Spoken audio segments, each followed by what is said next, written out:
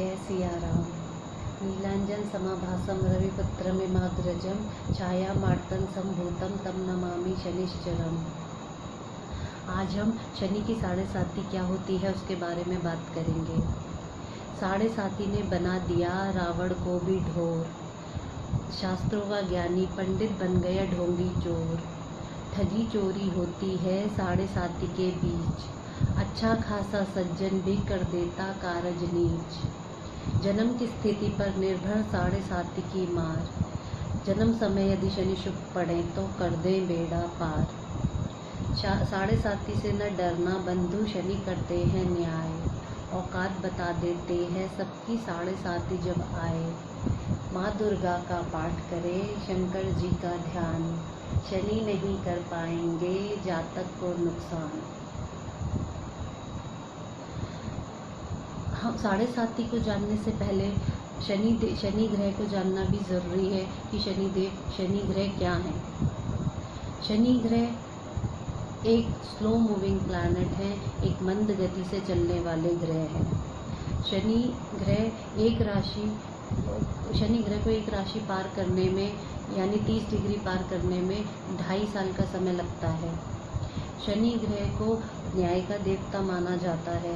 शनि देव को धर्मराज भी कहा जाता है। शनि देव को ग्रहों के मंत्रिमंडल में सेवक माना गया है।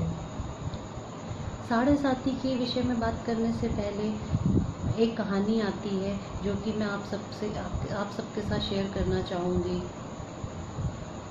रावण ने अपनी कुंडली के 11वें भाव में सभी ग्रहों को बंदी बना लिया था।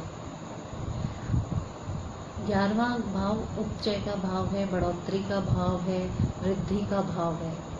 इस भाव में कोई भी अशुभ ग्रह अपना अशुभ प्रभाव नहीं दे पाता है।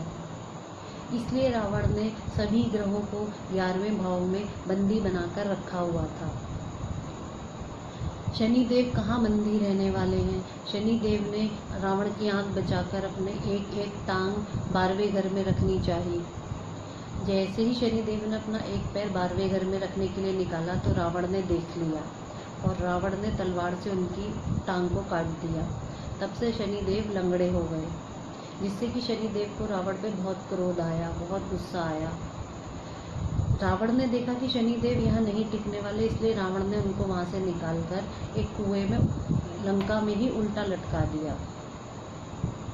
जब हनुमान जी सीता मैया की खोज खबर लेने के लिए लंका में गए थे तब उन्होंने शनि देव को वहाँ पर उल्टा लटका हुआ देखा। तो उन्होंने शनि देव को वहाँ से बाहर निकाला, वहाँ से छुड़वाया रावण की कैद से, जिससे कि शनि देव उन पर बहुत प्रसन्न हुए। कहा भी जाता है कि अगर शनि देव को प्रसन्न करना है तो हनुमान जी की पूजा करनी चाहिए। हनुमान जी की पूजा करने से शनि देव प्रसन्न होते हैं। तो शनि देव प्रसन्न हुए और शनि देव ने हनुमान जी से कहा कि मैं आपकी सहायता करूंगा। फिर जब हनुमान जी ने लंका दहन किया, लंका को जलाया, तो शनि देव ने अपनी दृष्टि लंका पर डाली। जब सिर्फ एक विभीषण का घर छोड़कर शनि देव ने अपनी पूर्ण दृष्टि लंका पर डाली थी, तभी लंका को जलाना संभव हो पाया था। वो कहा जाता है कि शनि देव की दृष्टि यदि जिस भी भाव पर पड़ती है उस भाव का फल में कमी, शुभ फलों में कमी करती है। साढ़े साती क्या है? साढ़े साती जब गोचर का शनि जन्म राशि के से 12वें भाव में भ्रमण करता हुआ आता है तो साढ़े साती शुरू होती है। साढ़े साती एक राशि में शनि 2.5 साल रहते हैं, तो 2.5 साल और 2.5 साल यानी 7.5 साल। जब 12वें घर में गोचर का शनि आता है जन्म राशि से तो 2.5 साल रहते हैं, तो 2.5 साल साढ़े साती के हुए। और फिर जब जन्म राशि पे आते हैं 2.5 साल तो फिर 2.5 साल, और फिर जब उससे अगली राशि में जन्म राशि से दूसरी राशि में द्वितीय राशि में शनि गोचर का आते हैं तो फिर 2.5 साल 2.5 साल यानी 7.5 साल साढ़े साती के होते हैं। साढ़े साती मानसिक तनाव और शारीरिक तनाव देती है, परंतु 7.5 हमेशा पूरे 7.5 साल मानसिक तनाव और शारीरिक कष्ट नहीं देती।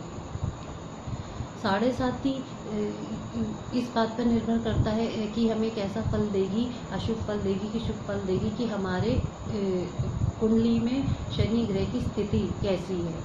यदि शनि ग्रह उच्च के हैं, यदि शनि ग्रह योग कारक हैं, यदि शनि ग्रह अच्छे भावों के स्वामी होकर उच्च के हैं, तो 7.5 हमें अपना अशुभ प्रभाव नहीं देती है। हमें 7.5 से डरना नहीं चाहिए। 7.5 हमें शनि न्याय के देवता हैं, हमें अच्छे कर्म करते रहना चाहिए, हमें न्याय के एक अच्छे मार्ग पर चलना चाहिए। 7.5 से डरने की कोई आवश्यकता नहीं है। अगली वीडियो में हम इसी के बारे में आगे चर्चा करेंगे कि शनि की 7.5 के उपाय क्या होंगे, क्या उसका निदान होगा, इसके बारे में हम अगली वीडियो में चर्चा करेंगे। आप मुझे मेरे इस चैनल पर अपनी परेशानियां लिख सकते हैं, अपनी प्रॉब्लम्स लिख सकते हैं कि आप अपनी date of birth, time of birth और प्लेस ऑफ बर्थ मुझे सेंड कर सकते हैं, अपनी प्रॉब्लम्स पूछ सकते हैं। अगर आपको मेरी ये वीडियो पसंद आई हो तो इसे लाइक कर दीजिएगा, इसे शेयर कर दीजिएगा। अगली वीडियो में मैं फिर से आपके सामने उपस्थित होंगी शनि के रेमेडीज़ लेके, शनि की 7.5 के उपाय लेकर। तब तक के लिए नमस्कार, जय सिया राम।